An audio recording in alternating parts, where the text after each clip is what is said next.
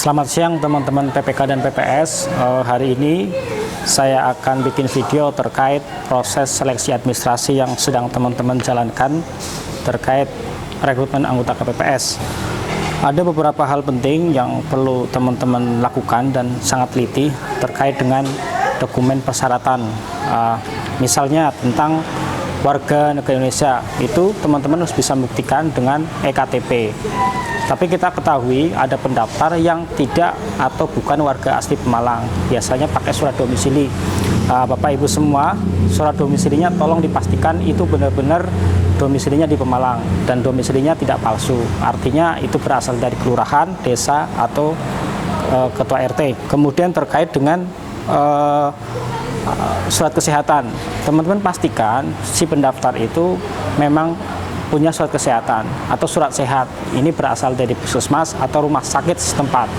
Teman-teman pastikan surat kesehatannya itu tidak kadaluarsa. Biasanya kan ada pendaftar yang menggunakan surat kesehatan kadaluarsa atau sudah pernah dipakai untuk melamar pekerjaan sekaligus digunakan untuk melamar anggota KPPS, itu dipastikan. Kemudian pendidikan SMA, teman-teman pastikan ada ijazahnya dan dilegalisir. Tetapi perlu saya ingatkan, kalau memang tidak ada ijazahnya, dia tetap bisa mendaftar. Artinya dia punya kemampuan calistung membaca, menulis, dan menghitung. Atau kalau memang saat mendaftar dia bisa membuktikan bahwa dia punya ijazah asli,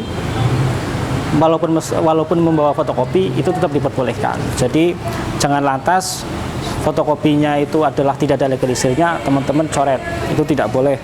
Kemudian ada syarat yang lain, yaitu usia. Teman-teman pastikan usianya 20-50 tahun. Kapan dia disebut 20 tahun adalah teman-teman lihat timelinenya, 20 tahun itu dihitung pada saat penetapan anggota KPPS, yaitu tanggal 6 sampai tanggal 7 November. Jadi tanggal 6 sampai 7 November si pendaftar harus sudah 20 tahun. Kemudian kapan 50 tahun? 50 tahun itu adalah masa akhir tugas KPPS, yaitu tanggal 23 Desember.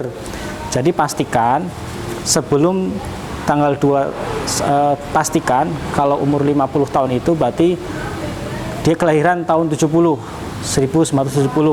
Jadi pastikan paling tua pendaftar teman-teman adalah orang-orang yang sebelum orang-orang yang tanggal 23 Desember sudah berulang tahun.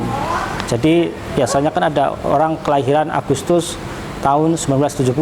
Artinya saat dia mendaftar umurnya lebih dari 50 tahun, lebih dari 4 bulan. Kalau kelahiran 1 Januari 1970, itu artinya umurnya pada saat mendaftar dia sudah 50 plus 12 bulan. Jadi itu sudah dianggap 51 tahun. Itu teman-teman harus lebih hati-hati. Kemudian terkait dengan syarat lain, yaitu ini yang paling penting, yaitu biasanya pastikan pendaftar itu tidak punya ikatan perkawinan dengan sesama penyelenggara. Misalkan gini, ada ibu-ibu daftar KPPS tapi ternyata suaminya sudah jadi anggota KPPS di tempat atau di TPS lain, atau ada suami daftar KPPS sementara istrinya adalah petugas PPS, itu tidak boleh. Atau suami istri, satunya jadi petugas TPS, satunya jadi pengawas TPS, itu juga tidak boleh. Itu pastikan benar-benar dan diteliti. Kemudian tidak punya penyakit penyerta, yaitu misalkan asma, diabetes, terus kemudian jantung.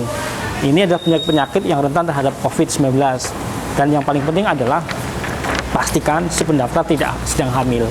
Karena orang hamil rentan terhadap COVID. Jadi kita larang untuk menjadi anggota KPPS. Kemudian ada syarat ketentuan lain.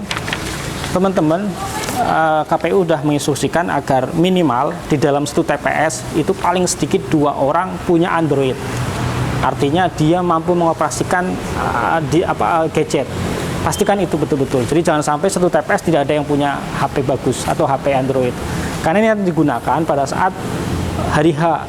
Karena nanti informasinya teknis penghitungannya menggunakan aplikasi. Jadi tolong dipastikan itu. Syarat yang lain terkait dengan periodisasi, teman-teman nanti kita bikin video khusus.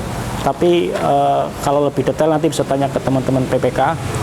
Sama barangkali ada informasi menarik lain atau hal baru bisa saya informasikan selanjutnya. Oke, terima kasih. Semoga video ini bermanfaat.